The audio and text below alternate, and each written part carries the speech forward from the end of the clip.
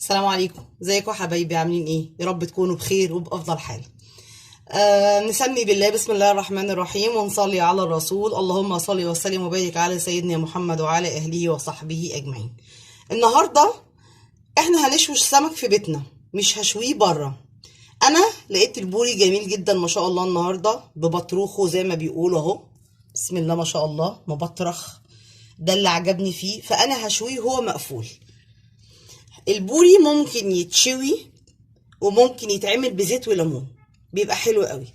بس انا بصراحه لما لقيته مبطرخ كده مش عايزه افتحه. بسم الله ما شاء الله، بصوا بطرخه عامل ازاي. لو كنت لقيت كتير عند الراجل وكبير شويه كنت جبناه وخللناه مع بعضينا وعملناه فسيخ.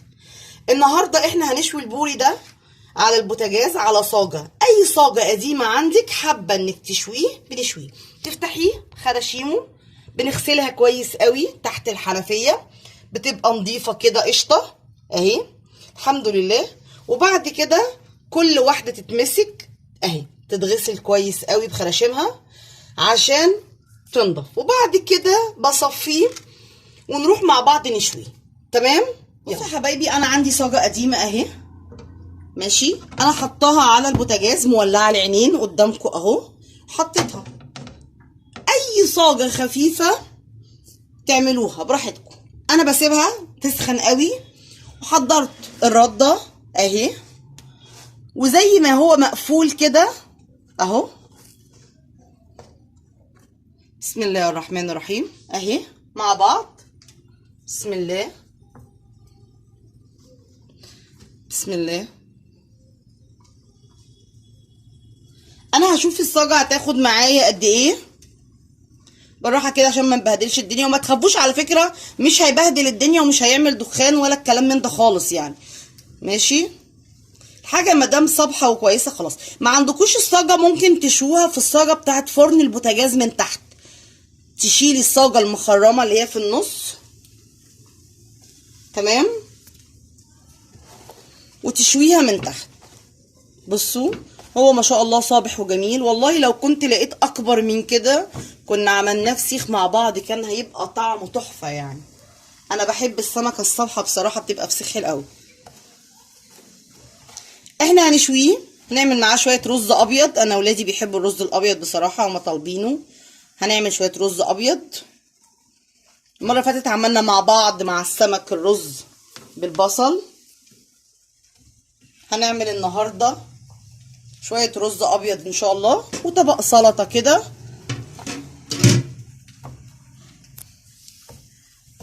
مع بعض اهو. بسم الله ما شاء الله. هو خد الست سمكات، انا بسيبها كده وبنقعد كل شويه تتك عليها. ولما بلاقيها اتحمرت من تحت انا بجيب مثلا اي حاجه واقلبها. برضو هبقى معاكم خطوه بخطوه عشان نشوف هنشويها ازاي. تمام. بصوا يا حبايبي، ده كيلو رز انا هعمله ابيض. تمام، انا غسلته في الحله زي ما هو، حطيته على النار لحد ما شربت، نشفت ميته خالص. وبعد كده حطيت له شويه الزيت وببدا اشوحه بيه. ماشي، انا هفضل اشوح بيه كده لحد ما يبدا يتلم معايا، وبعد كده هديله ميته. ماشي، انا هحط له الملح معاكم.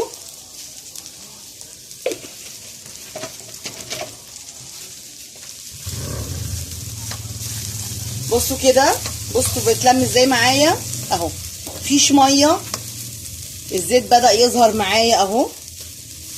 خلاص انا كده هحط له الميه بتاعته. تمام. بسم الله الرحمن الرحيم.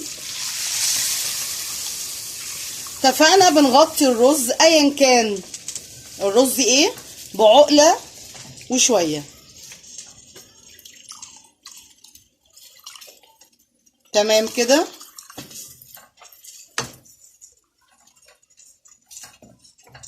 انا هغطيه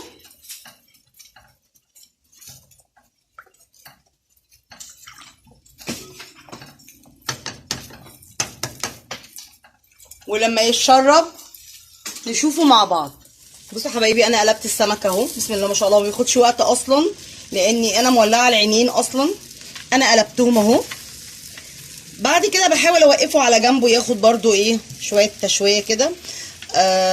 الناس برضو اللي بتشوي بتعمل كده، بتشويه يمين وشمال ومن الجناب عشان ياخد كله تشويه مع بعض، شوي واحد.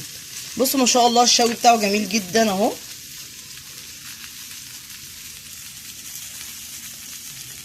نعمل بقى الخلطه بتاعته ونشوف هنحط ايه في الخلطه. تمام، يعني احنا دلوقتي مولعين على السمك وادي الرز بتاعه اهو. نعمل بقى الخلطه مع بعضينا. بصوا يا حبايبي احنا هنجهز مع بعض الخلطه بتاعته. انا جايبه اول حاجه خالص حطاها في الصينيه دي اللي انا هعمل فيها الدقه بتاعتها، ملح، كزبره، كمون، فلفل، قرفه، جنزبيل، توم بودره. بس ده اللي انا حطاه عشان ادي طعم للميه. ننزل بالميه بتاعته. انا مش هكتر ميه لان السمك عندي مش بولتي، السمك ده هيبقى طويل فعايز بصراحه مساحه.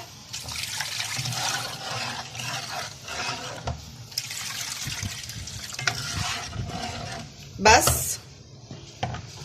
السر بقى الخلطه بتاعته ايه في ده.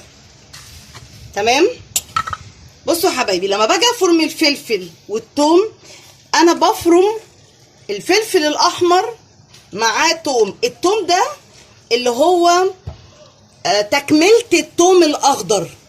لما بنجيب التوم الجديد بيبقى الابيض بيتفرم والديل بتاعه اللي هو الحته الخضراء انا بفرمها مع الدقه، هخزنها، بخليها دايما للتخليلات مش المخلل، للاسماك بس، دقه للاسماك.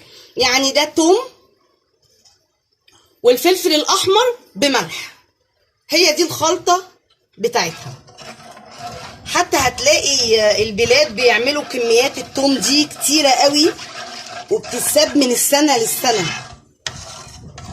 تمام، دي الميه اللي انا هنزل فيها دلوقتي السمك. يبقى اتفقنا الميه دي الدقه الحمراء معاها توم اخضر اللي هو العرش بتاعه او اي توم، ما عندكيش افرم توم وافرم فلفل واحطها بشويه ميه بملح بفلفل بكمون بكزبره بتوم بودره بقرفه بجنزبيل، تدي ريحه وطعم. وما ننساش طبعا شويه الخل، لان الخل هو اللي هيديني طعم السمك ومزازه السمك. قد ايه خل؟ انا بحط خل كتير بصراحه. تمام، هدوقه لسه شويه. والله طعم الخلطه وريحتها حلوه قوي قوي فعلا. بصوا عامله ازاي. انا هنزل السمك وهو سخن في الخلطه دي، هتسخن وفي نفس الوقت السمك هسيبه مثلا قد 5 دقايق فيها يشرب من التتبيله دي. نروح نشوف السمك عشان اول ما هنطلعه هننزل على طول في الخلطه بتاعته. بصوا يا حبايبي انا قلبت اهو المره الثالثه، اول مره، تاني مره على ظهره على وشه الناحيه الثانيه. بص انا جبت ظهره اهو، وقفته كله على ظهره. تمام، وبعد كده هنيمه على بطنه عشان راسه وكل الجناب بتاعته تاخد شوى معاه. تمام، وادي الدقه احنا محضرينها عشان نطلع ونحط في الدقه على طول. تمام، بصوا يا حبايبي انا طلعت اهو السمك حطيته فيها. ماشي، هسيبه شويه يشرب. ما شاء الله السمكه مش مفتوحه وقلبها مبطرخ فعايزه تشرب عشان تطعم بنفس طعم التتبيله دي من بره ومن جوه. هسيبها قد 5 دقايق وهروح اقطع طبق سلطه حلو كده. تمام، ونغرف الرز ونطلع السمك ونشوف اخر حاجه خالص كانت اكلتنا شكلها ايه. ادينا خلصنا يا حبايبي اهو. ادي السمك البوري وادي الرز بتاعنا وادي طبق سلطه.